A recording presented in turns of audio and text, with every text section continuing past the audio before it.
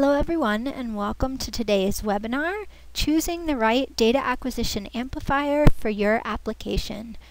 Our presenter today is Mike Hoyer. Mike has a Bachelor's of Science degree in Electrical Engineering from New York Institute of Technology in Old Westbury, New York.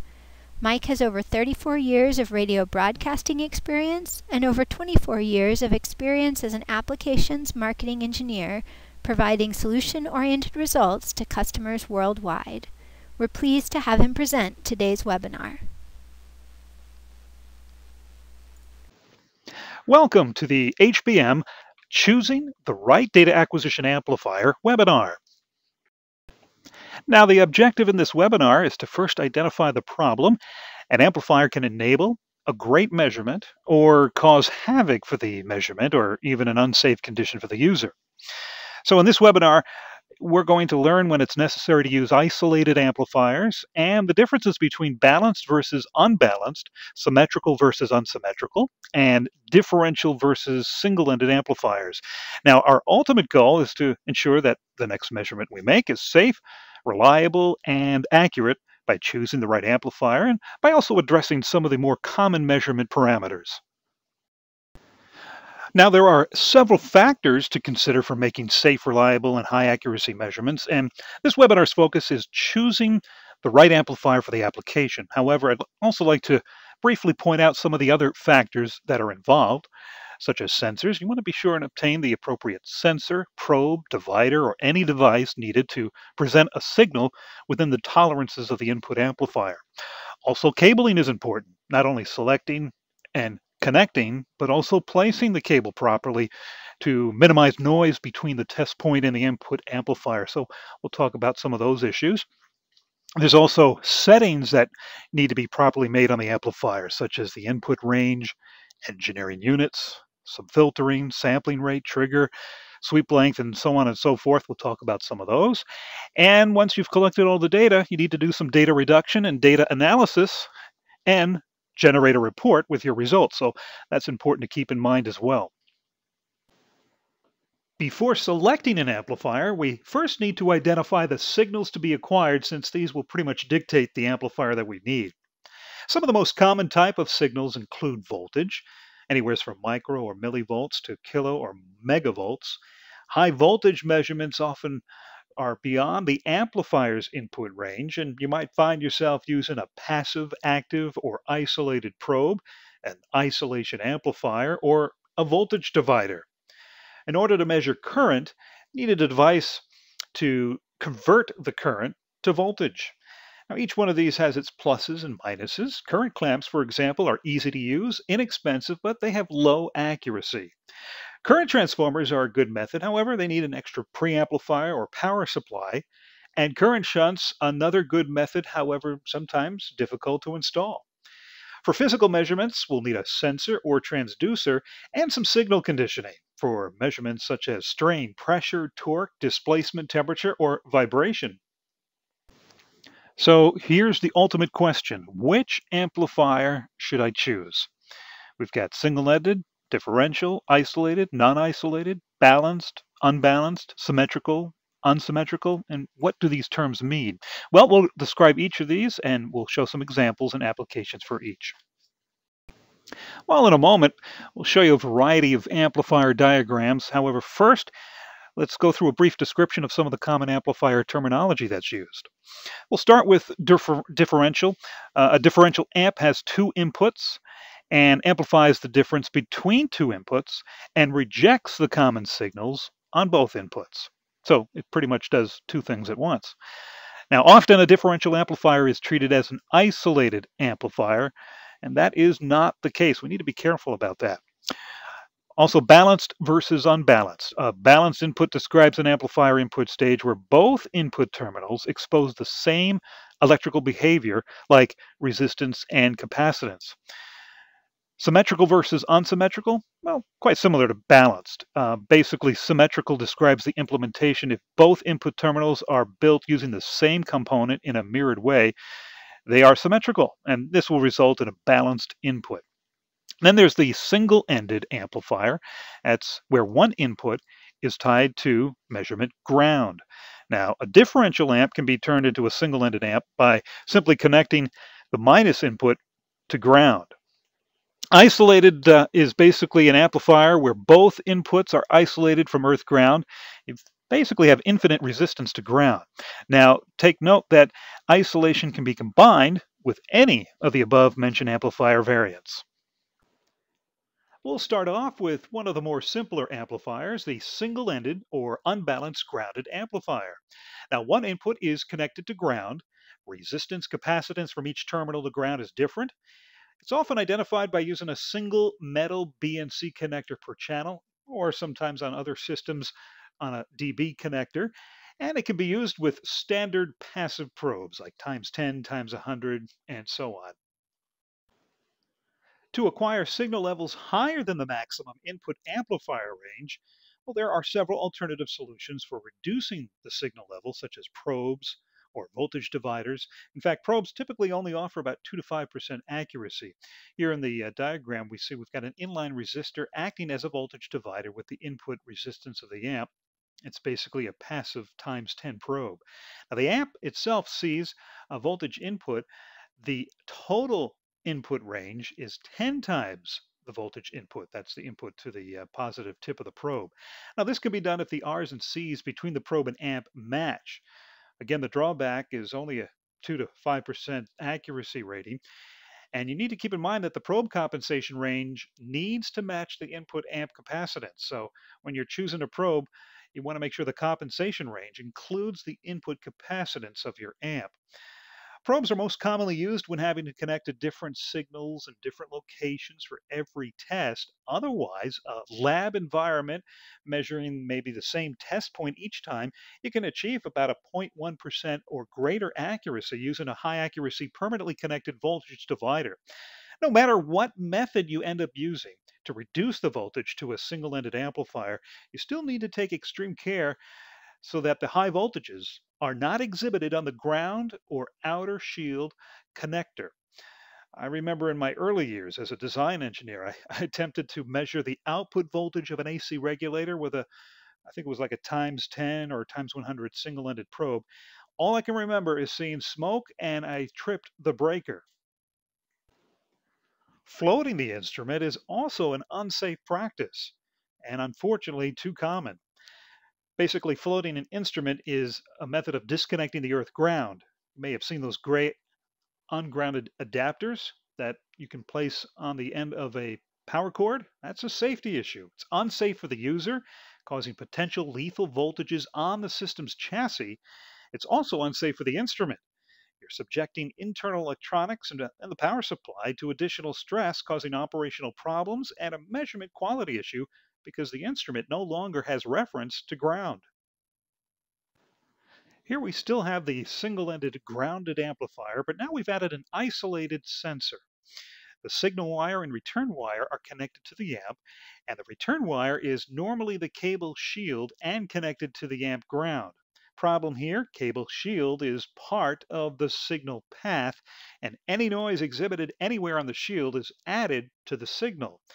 Now, if you find yourself forced to make this type of measurement, you want to make sure all the connection points are very close to the same potential to minimize errors in the received signals and keep sources of electric and magnetic fields from the test points and cables to minimize interference from coupling into the signal path. Again, the same single-ended grounded amplifier, but now we have a grounded sensor. And the return wire is locally connected to ground and is also connected to the amp's grounded single-ended input. Unfortunately, this causes a ground loop problem. Any potential difference between the sensor's ground and the amplifier's ground will be superimposed on the signal. In fact, most sensors produce low-level signals, so any noise can be equal or even greater than the sensor voltage. So in summary, the single-ended or unbalanced grounded amplifier has pros and cons. The pros, lower cost, high bandwidth, and it's easy to use with probes, times 10, 100, and so on. Unfortunately, problems exist with ground. There's no safety, and there's no CMR or CMV. common mode rejection and common mode voltage, terms used more often with the differential amplifier, which we'll talk about in a moment. Applications for the single-ended grounded amplifier: measurements of pre-amplified signals or DC signals with a common ground. Here's a typical differential amplifier. Now, a differential amp is designed to amplify the difference between two inputs and reject the common signals on both inputs. You could say it's doing two things at once. Now, you'll notice in the picture below, the noise, which is common on both inputs, is removed, and you're left with the signal, which is only existing on the plus input. Now, the common mode rejection ratio, also known as CMRR, is the ability to reject common mode signals. In fact, the higher, the better. 80 dB and higher is considered to be a good common mode rejection ratio. Now, an ideal differential amp will produce 0 volts when the same signal is applied to both inputs. And the common mode voltage, or CMV, is the average voltage applied to the input. Now let's say you want to measure the voltage drop across a resistor. Now the result may be 0.1 volts. However, each side of the resistor may be at approximately 10 volts. So 10 volts would be the common mode voltage, a specification found on differential amps, and sometimes different depending on the input voltage range that's used. On this differential or balanced grounded amplifier, the resistance capacitance from each terminal to ground is identical. Now, one thing we need to keep in mind is that there is no isolation. And often you'll see this amplifier with two metal BNCs per channel because the outer metal BNC shell is connected to ground. Now, this differential grounded amplifier can be used with a matched pair of probes only. You still have the same limitations as you do with single probes, but it's tricky because you needed that balance between probes. A matched pair of probes will have a matched gain with a fine gain adjustment. Otherwise, for example, if you were to use 2 times 10 individual probes, each will have a slightly different gain, maybe a times 10.1 and a times 9.9. So already you're starting out with a 2% error due to probe gain differences. On this same differential or balanced grounded amplifier, we've added an isolated sensor using shielded twisted pair cable, which is most often used. Now, twisted pair cancels out electromagnetic interference, otherwise known as EMI, from external sources, and that's an important concept. Plus, the cable shield is connected to the midpoint of the sensor and to ground at the amplifier, providing a return path to the amplifier common. In the real world, a sensor is often tied to a ground. So in this same differential balanced or grounded amplifier, we've got the shield locally connected to ground, and it's also connected to the amp's ground. Even on this differential or balanced grounded amplifier, we still have the same problem as we did with the single-ended grounded amplifier, and that's ground loops. Even though the shield is not a signal-carrying conductor, ground loops can still occur. And if there's a substantial difference between the two commons, this double grounding cannot be used. To eliminate ground loops in this case, it's common to eliminate one end of a shield's connection to ground. However, this can lead to high-frequency hash entering the system through reduced common mode rejection and nonlinearities in the amp at high frequencies. In summary, the differential or balanced grounded amplifier has its pros and cons. The pros, well, it's a differential amp. You can make differential measurements. It's got some good common mode rejection ratio. Unfortunately, often, not always, but often limited common mode voltage. It's not isolated. Sometimes you can confuse that a differential amplifier is isolated. It is not isolated. It is a grounded amplifier. And there are ground loops, and you must use matched probes. Now, the applications for a differential grounded amplifier would be DC measurements of non-preamplified electrical signals, often used to suppress noise in electrical measurements. It can also be used to do shunt measurements and off-ground measurements if the common mode voltage does not exceed the maximum input voltage of each terminal. Now we move on to the differential or balanced isolated amplifier. Resistance capacitance from each terminal to the ground is still identical, but here's the key element. The key difference is that there is an isolated ground. Typically, it's identified by using 2 or 3 isolated connectors per channel. Not always will the isolated ground be accessible in some designs. It's difficult to use with times 10 or greater probes because there is no ground reference for the probes to divide the voltage down. Many different types of sensors benefit when using an isolated amplifier. Now, in this particular example, we have a strain gauge connected to the differential isolated amplifier. In fact, for long cable runs, each pair of leads should be separately twisted and shielded within the cable to minimize cross coupling. You also want to be sure and calibrate and or balance the sensor. You can either enter values manually from the sensor's calibrated datasheet, or if a sensor or data acquisition system, an amplifier, has TEDs built in, it makes it that much easier to have it automatically calibrate the sensor. Some high performance signal conditioning amps offer a driven guard, and this is connected to the input shield on the amp side only and is driven to a potential equal to the common mode voltage of the bridge, essentially minimizing the potential difference between the internal conductors and the shield. Other parameters to help improve measurement accuracy include using sense lines, which ends up being a 6-wire circuit for a strain gauge, to measure and compensate for the drop in the excitation voltage and the added resistance across long cable lines. You also want to be sure and use high quality cable and the appropriate cable management. You want to be sure and keep cables away from electric and magnetic fields. In fact, we'll have more on cable management a bit later in this presentation. Very high accuracy systems will sometimes offer a carrier frequency amplifier, which can help suppress many errors. Now, the top figure is a block diagram of a carrier frequency amplifier where the transducer is fed by an AC voltage or carrier frequency, shifting the output of the transducer signal to a higher frequency. The bottom figure shows the signals at the amplifier input and at the demodulator output.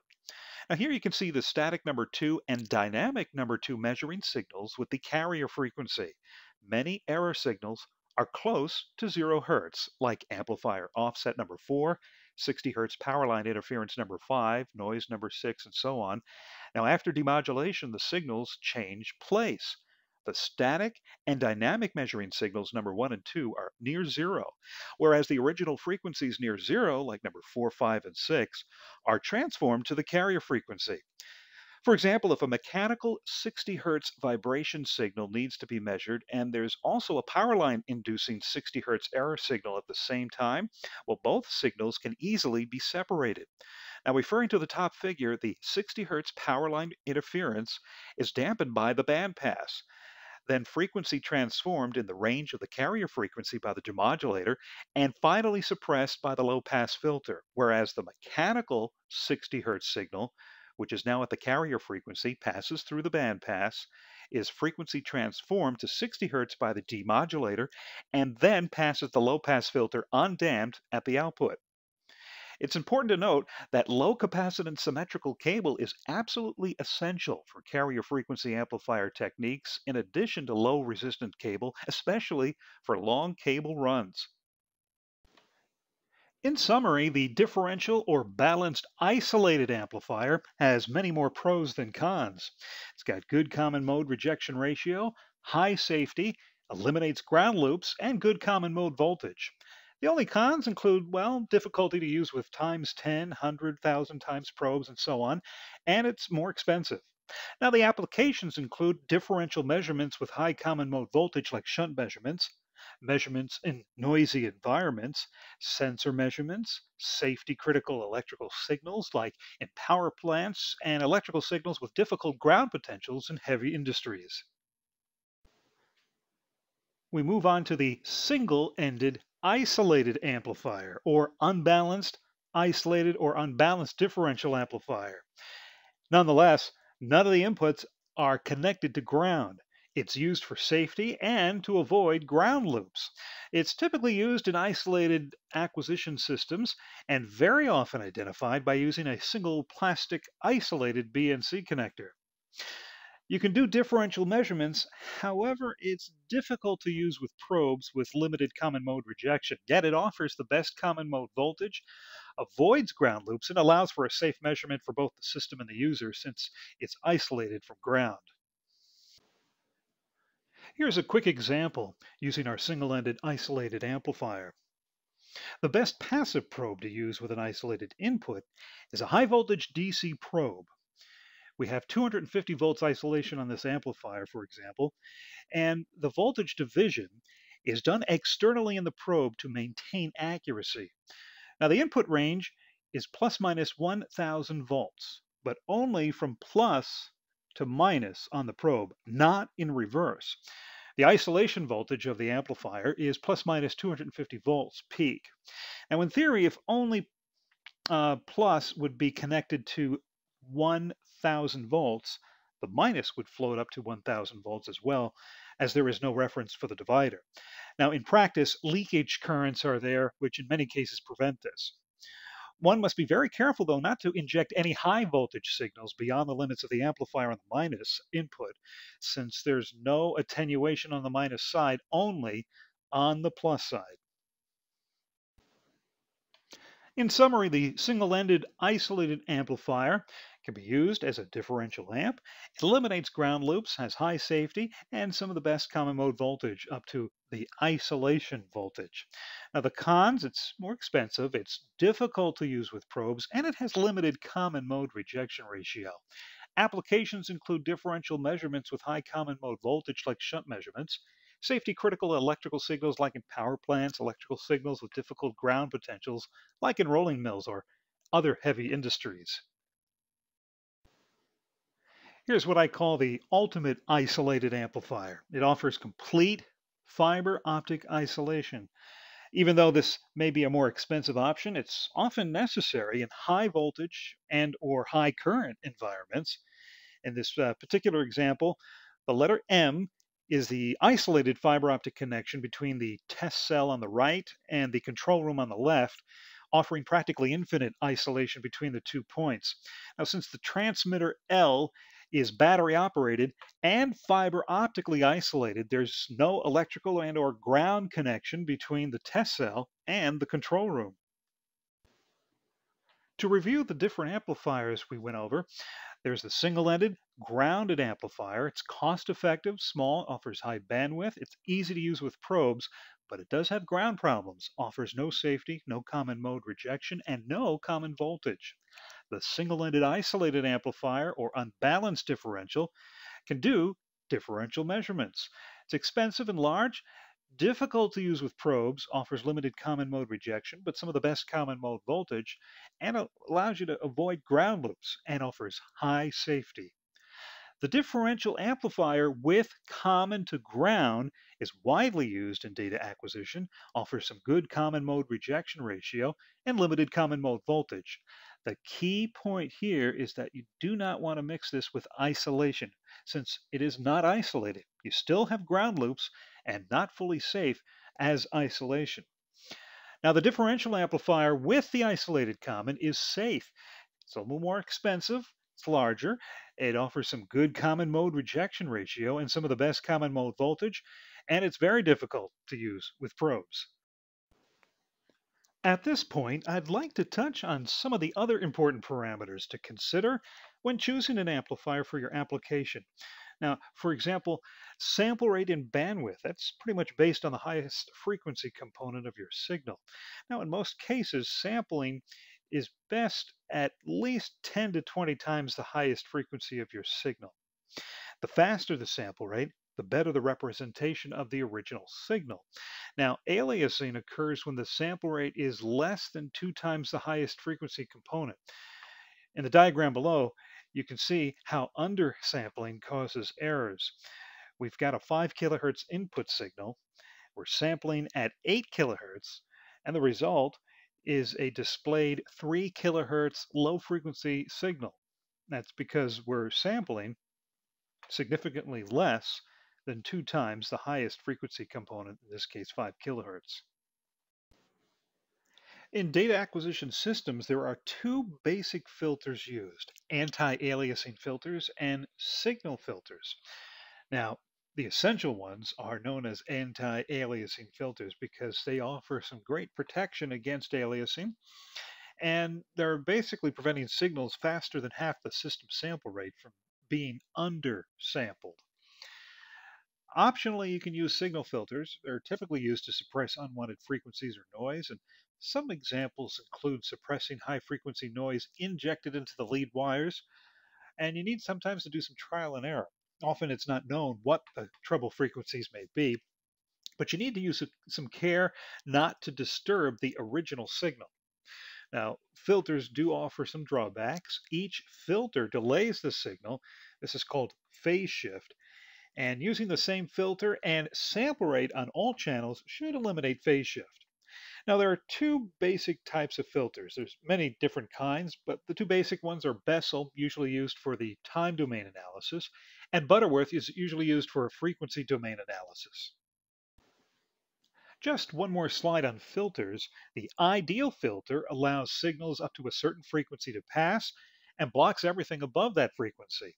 However, in the real world, the real filter, the transition between pass and stop is not necessarily that sharp. The point of cutoff is known as the minus 3 dB point, and up to a certain frequency, signals are passed with less than 3 dB attenuation. After this, the filter attenuates the signal. The speed of the attenuation is the filter slope, and it's based on the design stacked RC resistor capacitor combinations called the filter order. Now, the higher order, the better the filter because of sharper slopes, but they become more expensive. The first order filter offers additional 6 dB of attenuation for each doubling of frequency. Another important parameter is resolution. It's the number of vertical binary levels in an ADC, analog to digital converter. An important question you need to ask is, what is the smallest change in your signal that you need to measure? Well, voltage resolution is equal to the voltage full scale divided by 2 to the n, where n is the number of ADC bits. And here I've put together a chart where you can see the number of levels based on the different ADCs, 8, 12, 16, and 24 bit. And I've given an example of voltage resolution using a 20 volt full scale input range. Now, in the diagram, you can see the typical switching power supply overshoot at power up, basically a output of a power supply from 0 to 5, and I've zoomed in on the overshoot. Both waveforms are equally expanded, and this is a device that had an 8-bit digitizer in one channel and a 12-bit digitizer in the other. Here, you can hardly make out the significance of the 8-bit signal, but the 12-bit signal, you can identify the switching frequency of the output of the switching power supply. Another important parameter is accuracy. IEEE 1057 mentions the maximum static error, or MSE, which is the worst combination of gain error, offset error, and integral nonlinearity. You want to make sure you include all of those instead of just the term accuracy, which may only include one or the other. You also want to include system noise because that is a factor on accuracy. You need to ask yourself, what level of accuracy does your measurement require? So you want to be sure to include the inaccuracies of all components involved, including sensors, transducers, probes, voltage dividers, as well as the data acquisition and its amplifier. Another question is, what is the duration of your test? Is it a continuous, long, ongoing test that may be minutes, hours, days, weeks, months? Is it just a transient, less than a second? Here's an equation that will help identify how much storage you may need in a system. Sampling rate times the length of your test is equal to storage. So for example, if your test is a half a second and you find that you need to sample at 200,000 samples per second, you'll need to have 100,000 samples of storage for one test. If you need to acquire or perform a test 10 times in a row, Basically, 10 times 100,000 samples means that you would need at least 1 million points of storage.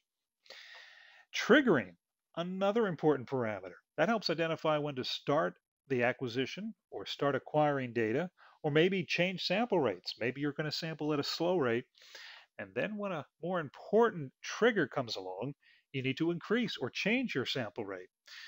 So there are many different types of triggering that you may need to consider depending on your particular test. Signal conditioning, of course, is important if you're using sensors or transducers, and it's better to have integrated signal conditioning instead of having an additional amplifier externally in front of your data acquisition system. Environment is another parameter to consider. Is the test going to be done in a lab or maybe outside, which may require a mobile or rugged data acquisition system? How many signals are in your test? If more than just a couple channels are needed, it's often best to consider a modular system where you can select the needed amplifier modules today, and it will allow for expansion for tomorrow. Calibration, important consideration here because annual calibrations ensure that the system meets published specifications, and most manufacturers suggest having an annual calibration. Analysis and reporting software allows for data reduction. After you've collected lots of data, somehow you need to make heads or tails of the data, and analysis helps reduce the data, and basically reporting software allows you to create professional reports and results. Cable placement is very important. There's EMC influences to consider, shielding, ground potentials. In fact, here's an example of poor cable management. The power cable and measurement cable should never be laid in a common cable channel.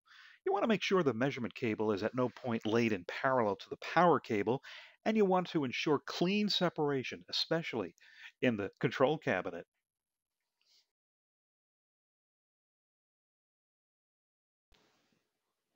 Here we see good cable management. The measurement and power cable are routed within their own individual cable duct, and they're separated by at least 20 inches. If power and measurement cables ever need to cross each other, you want to try and have them crossing at 90 degrees to each other in order to minimize the effect of electrical and magnetic fields on the measurement cable. Well, we've only scratched the surface on some of the more important parameters to consider when choosing an amplifier for your application.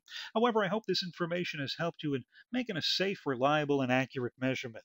There are many sources for additional information on this and many other similar topics, including webinars, training sessions, technical and application notes, and they're available at www.hbm.com. For webinars, use /webinars, or for training sessions, /academy. And if you have any questions, please feel free to send an email to support at usa.hbm.com or call toll free 1 800 578 4260. Well, thank you very much for your time, and we look forward to having you join us in our next HBM webinar.